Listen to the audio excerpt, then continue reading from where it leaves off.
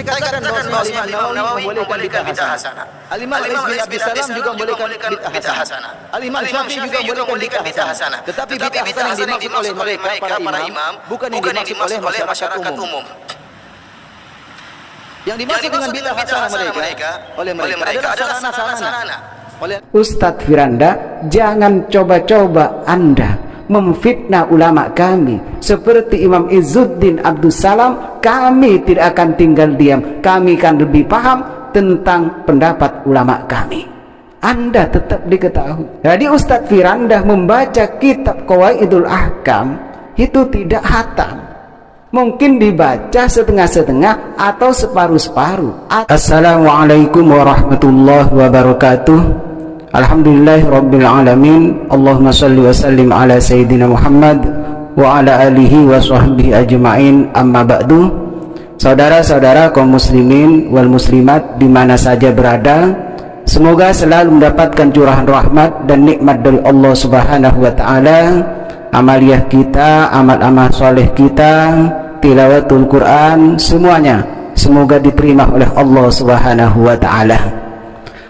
Pada kesempatan kali ini saya tertarik untuk merespon atau menanggapi tentang pemahaman Ustadz Firanda Ardirja, Pak Doktor ya, tokoh Salafi Wahabi, Ustadz dari Salafi Wahabi, titelnya sudah Pak Doktor.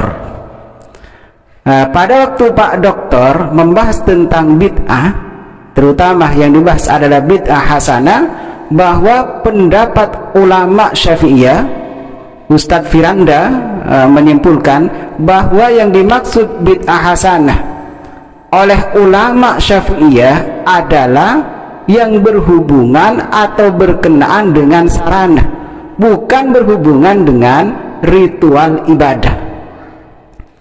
Apakah benar pemahaman Ustadz Firanda seperti ini? Jadi Ustadz Firanda menyimpulkan bahwa pendapat ulama Syafi'iyah yang dimaksud dengan bid'ah hasanah itu berkenaan dengan sarana prasarana seperti pondok pesantren, mendirikan pondok pesantren, terus tempat-tempat ibadah yang lain, bukan masalah ibadah. Apakah benar pernyataan Ustadz Firanda?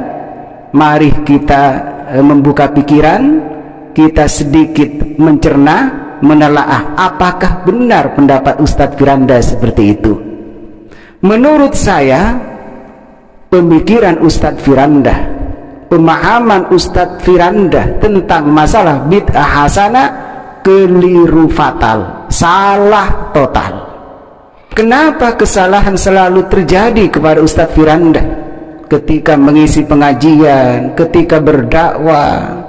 Akhirnya banyak dari kalangan Salafi Wahabi yang masih tetap ngotot menyalahkan aswaja, menyalahkan orang yang meluruskan pemahaman Ustadz Firanda. Kenapa? Wajar, karena mereka tertarik dengan doktornya, sudah terpengaruh dengan titelnya karena doktor. Bahkan ada yang bilang itu Pak Doktor Firanda sudah ngajar di Mekah, sudah ngajar di Madinah. Saudara-saudaraku, saya sampaikan, sering saya sampaikan, kita di dalam membahas masalah hukum bukan masalah mondok di mana, bukan masalah ngajar di mana, yang paling benar sesuai dengan syariat apa enggak, benar dengan pendapat ulama yang disampaikan apa tidak. Nah, seperti hal ini terjadi kepada Ustadz Firanda, salah total yang mengatasnamakan ulama Syafi'iyah, yaitu Imam Izzuddin bin Abdus Salam. Kata Pak Dr. Firanda, yang dimaksud dengan bid'ah hasanah yang berhubungan dengan sarana. Ini salah total, ini salah fatal Pak Doktor, salah fatal. Anda membawa pendapat ulama Syafi'iyah. Ulama Syafi'iyah tidak seperti yang Anda sampaikan. Anda harus banyak mempelajari tentang ulama aswaja, ulama Syafi'iyah, jika ingin menyampaikan fatwanya yang berhubungan dengan pendapat ulama-ulama Syafi'iyah. Jika Anda tidak mempelajari terlebih dahulu, tidak memahami isi kitab, ibarat-ibarat dari ulama Syafi'iyah, maka Anda rawan untuk salah. Anda banyak salahnya. Atau bisa jadi Anda diklaim bahwa Anda adalah orang yang berdusta. Kalau Anda paham berarti Anda berdusta. Kalau Anda tidak paham, kenapa Anda tidak belajar? Kalau ingin memahami pendapat ulama Syafi'iyah, ingin membaca kitab ulama Syafi'iyah, anggaplah Aswaj Ahlus Sunnah wal Jamaah. Maka di situ diperlukan untuk paham ilmu nahu dan ilmu alat. Nah, pada suatu ketika Ustadz Firanda tidak paham antara isim mangkus, isim maksur, dan isim ghairu munsharif. Pak Doktor masih belum paham tentang ilmu nahu. Jadi orang-orang yang mengidolakan, jika disalahkan legowolah. Karena disalahkan, orang Aswaja itu menyalahkan, pasti itu ada perbandingannya. Ada kitab yang dibaca, tidak sekedar menyalahkan, tidak sekedar meluruskan.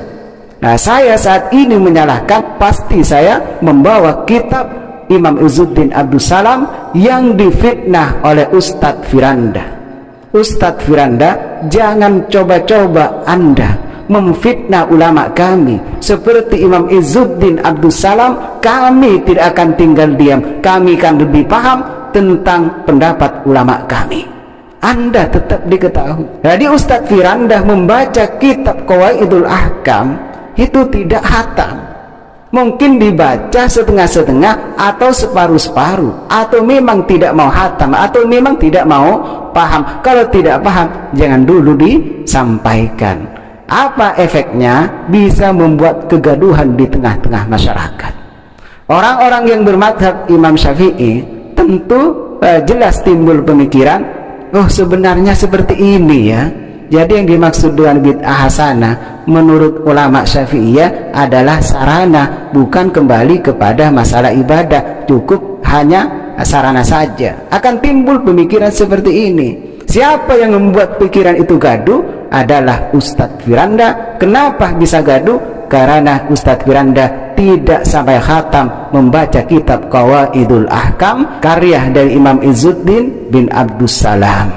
Mari kita buktikan bersama apakah benar Ustadz Firanda itu salah total pemahamannya. Mari kita buktikan pendapat Imam Izzuddin bin Abdus Salam di dalam kitab Qawaidul Ahkam juz 2 Shahifah 133. Bismillahirrahmanirrahim. Al-bid'atu fi'lu ma lam yu'had fi asli Rasulillah sallallahu alaihi wasallam wa hiya munqasimatun ila bid'atin wajibatin wa bid'atin muharramatin wa bid'atin mandubatin wa bid'atin makruhatin wa bid'atin mubahatin. Bid'ah adalah mengerjakan sesuatu yang tidak pernah dikenal atau tidak pernah terjadi pada masa Rasulullah sallallahu alaihi wasallam. Bid'ah terbagi menjadi 5. Bid'ah wajibah, bid'ah muharramah, bid'ah mandubah, bid'ah makruha, dan bid'ah mubahah. Wa tariqu fi ma'rifati dzalika an turadul bid'atu ala qawaidis syari'ati. Adapun jalan untuk mengetahui hal itu adalah dengan membandingkan bid'ah pada kaidah-kaidah syariat. Artinya masih dipertimbangkan bid'ah itu masuk bid'ah yang mana. Ini terlalu panjang kalau saya bahas semuanya. Intinya kalau untuk mengetahui bid'ah masuk pada bid'ah yang mana, itu kita bandingkan atau melakukan pertimbangan secara syariat. Bid'ah ada 5. Di antara contoh bid'ah wajibah, al-istiwalu bi'ilmin nahwi alladhi yubhamu bihi kalamullahi wa kalamu rasulihi sallallahu alaihi wasallam.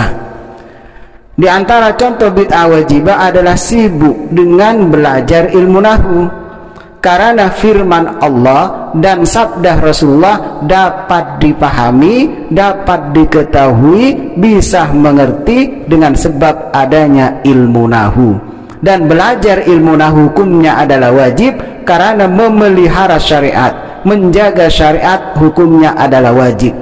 Menjaga syariat itu tidak mudah kecuali dengan paham dan mengetahui ilmu nahu. wa ma la yatimul wajibu illa bihi fahuwa wajibun. Sesuatu yang menjadi sebab terlaksananya perkara wajib, maka hukumnya juga wajib. Jadi ilmu nahwu, belajar ilmu nahwu hukumnya adalah wajib. Walil bid'ahil muharramati amsilatun, dan bid'ah muharramah juga memiliki beberapa contoh. Minha madhabul qadariyati wa minha madhabul jabariyati wa minha madhabul murji'ati wa minha madhabul mujassimati wa raddu ala haula'i minal bid'ahil wajibati. Bid'ah muharramah memiliki contoh yang banyak, diantaranya bid'ah ajaran qadariyah, jabariyah, murji'ah, dan mujassimah.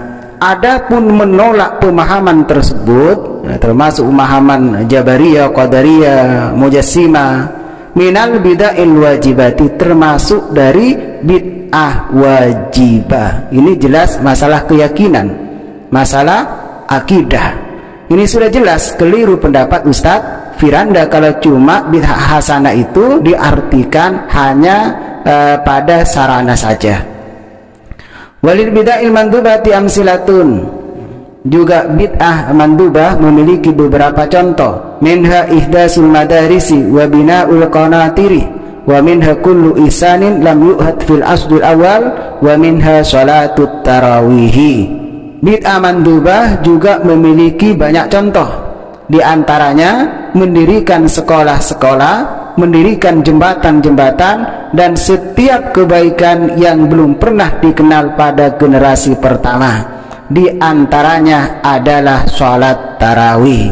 Sholat tarawih di zaman Rasulullah tidak terus-menerus, tidak istiqomah dilakukan secara berjamaah. Sholat tarawih dilakukan terus-menerus secara berjamaah pada masa Khalifah Sayyiduna Umar bin Khattab.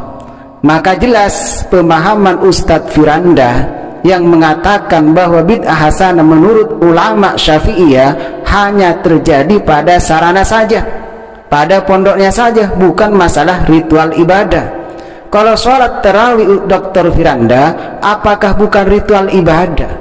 Jelas sholat tarawih itu termasuk ritual ibadah. Hanya orang yang stres saja yang mengatakan bahwa sholat tarawih itu bukan ritual ibadah. Jadi menurut ulama Syafi'iyah, bid'ah hasanah itu atau macam-macam bid'ah itu bisa terjadi pada sarana dan juga bisa terjadi pada ritual ibadah. Jadi pemahaman-pemahaman yang melenceng dari ulama Syafi'iyah, yang mengatasnamakan ulama Syafi'iyah adalah fitnah yang akan menimbulkan kegaduhan di tengah-tengah masyarakat yang mayoritas bermadhab kepada Imam Syafi'i.